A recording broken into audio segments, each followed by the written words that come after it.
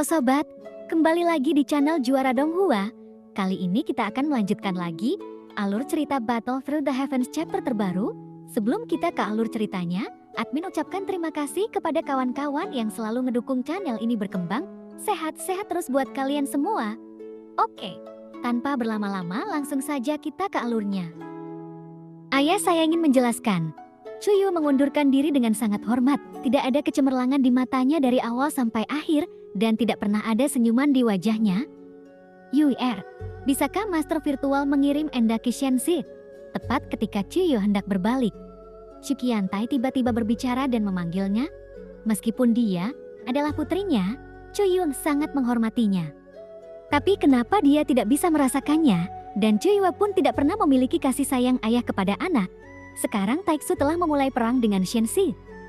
Luan Chu memerintahkan saya untuk bersiap pergi ke Shenxi kapan saja, jawab Cuyu.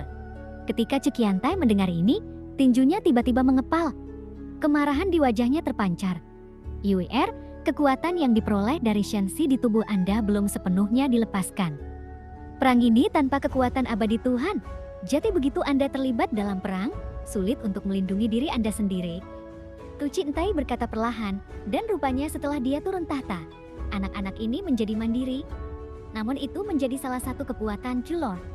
Bagaimanapun, saat Shuqiantai masih menjadi Raja Taiksu, ia membesarkan anak-anaknya dengan hati-hati, lalu kemudian dia dikirim ke Shenxi yang kaya sumber daya dari dulu sejak ia masih dini. Kamu lahir di Taiksu, tapi ayahku tahu sumber daya esrim itu, dan meskipun kamu berbakat, sulit juga untuk menembus belenggu tersebut. Itu sebabnya saya mengirim Anda ke Shenxi. Jadi kamu tidak menyalahkan ayahmu, bukan? Shuqiantai menunjukkan kelembutan di matanya. Meskipun Shuqiantai mengucapkan kata-kata yang sensasional, tapi ekspresi wajah Cuyu masih acuh tak acuh. Cuyu tidak berani menjawab dan melihat Cuyu yang tanpa ekspresi. Shuqiantai menghela nafas panjang. Dia hanya tidak bisa berkata apa-apa lagi. Setelah Cuyu membungkuk dan memberi hormat lagi, dia segera meninggalkan Fenjiang milik Shuqiantai. Dan setelah Cuyu pergi, mata Shuqiantai berangsur-angsur menjadi acuh tak acuh. Wanita ini sangat bijaksana. Saya khawatir saya telah memperhatikan sesuatu, dan tampaknya rencana tersebut perlu dilaksanakan terlebih dahulu. Ada juga seorang gadis yang tersembunyi di Shenxi selama bertahun-tahun. Saya khawatir hatinya sudah memberontak. Jadi sepertinya aku harus pergi juga. Sekarang saya akan pergi ke Shenxi dan tangkap dia. Rencana ini pasti akan menjadi kenyataan. Dengan kekuatan mereka, mereka dapat membantu saya. Kekuatan itu sekali lagi akan mencapai terobosan, dan jika waktunya tiba, saya akan tetap menjadi Raja Taiksu. Saat ini tidak ada cinta ayah anak di mata Shuqiantai. Dia bahkan melihat ke arah kiri Cuyu. Ada kilatan niat membunuh yang kuat di dalamnya. Sebaliknya, 9 orang ini akan lebih baik jika kita bisa menemukannya. Saat ini Master Virtual ingin menyerang Shenxi, dan kalau begitu aku harus menghalanginya. Jika saya bisa bekerja sama dengan Jiu, setelah menyingkirkan Master Virtual, saya ingin menjadi raja. Kemudian saya ingin menyerang Shenxi lagi di bawah kepemimpinan saya. Ini bagus. Mata Shuqiantai bersinar cemerlang, dan sudut mulutnya bahkan lebih dibesar-besarkan. Ekspresi wajahnya yang sedikit gila, hanya saja tidak ada yang melihatnya, dan situasi Shuqiantai mungkin sama dengan duduk sendirian di ruang luas saat ini. Dia kesepian, seperti raja yang terlupakan. Mungkin tidak ada yang bisa memahami keadaan pikirannya saat ini. Lagi pula, selama bertahun-tahun, ia didukung oleh ribuan orang, dan sekarang ia pun telah menyendiri lagi.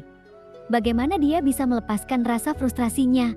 Setelah Shuqiantai perlahan-lahan menjadi tenang, ia kemudian menjentikan jarinya, lalu terdengar suara langkah kaki.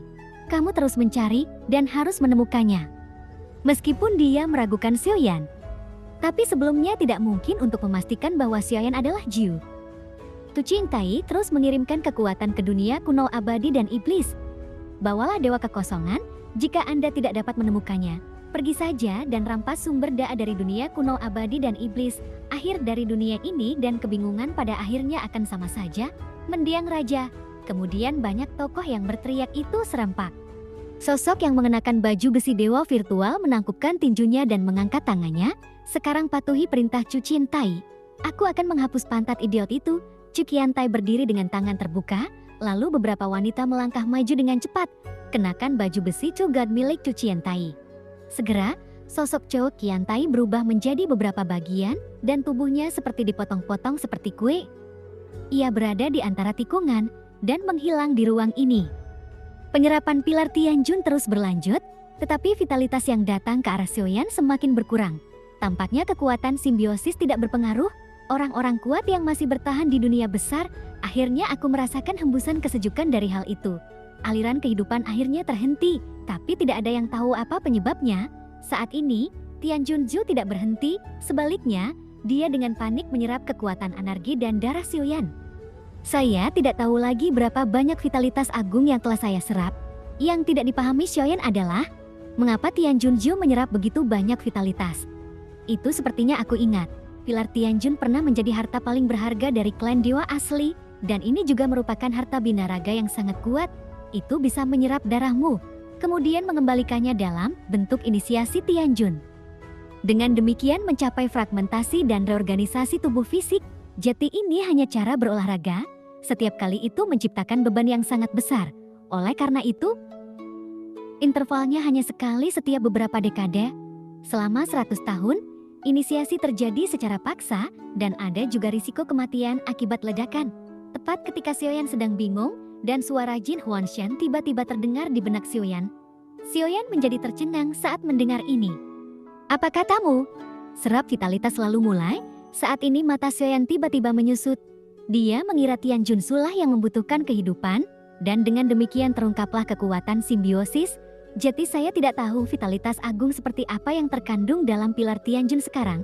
Setelah inisiasi Tianjun diluncurkan, bahkan jika Xiaoyan adalah dewa asli super raksasa, saya khawatir saya tidak akan mampu menahan kekuatan inisiasi sebesar ini. Xiaoyan segera berhenti mengirimkan energi dan darahnya sendiri. Pilar Tianjun segera mengeluarkan suara mendengung dan tampaknya mengungkapkan perasaan kepuasan yang luar biasa. Saat ini, Xiaoyan hanya merasa sedikit mati rasa di kulit kepalanya saat ini. Di bawah kekuatan simbiosis, vitalitas yang terkandung dalam pilar Tianjun bukan hanya miliknya, tetapi ini masih milik dunia yang luas dan semua makhluk yang ada di dunia besar. Rebut pilar Tianjun, inisiasi akan dimulai, kemudian mata Xiaoyan menyipit. Dia tidak tahu alasan inisiasi ini dan apa gunanya, apakah tubuh Anda dapat menanggungnya? Dan saat ragu-ragu, telapak tangan Xiaoyan masih perlahan menggenggam pilar Tianjun. Dan saat telapak tangan Xiaoyan mendekat, Tianjunsu sepertinya meledak dengan kekuatan isap yang kuat secara instan. Dan dia dengan kuat menyedot telapak tangan Xiaoyan. Mereka yang ingin mengendalikan saya, dan Anda harus terlebih dahulu memahami apa itu Tianjun. Setelah Xiaoyan memegang pilar Tianjun, ada suara halus yang terdengar di telinga Xiaoyan. Kemudian terjadilah sebuah ledakan.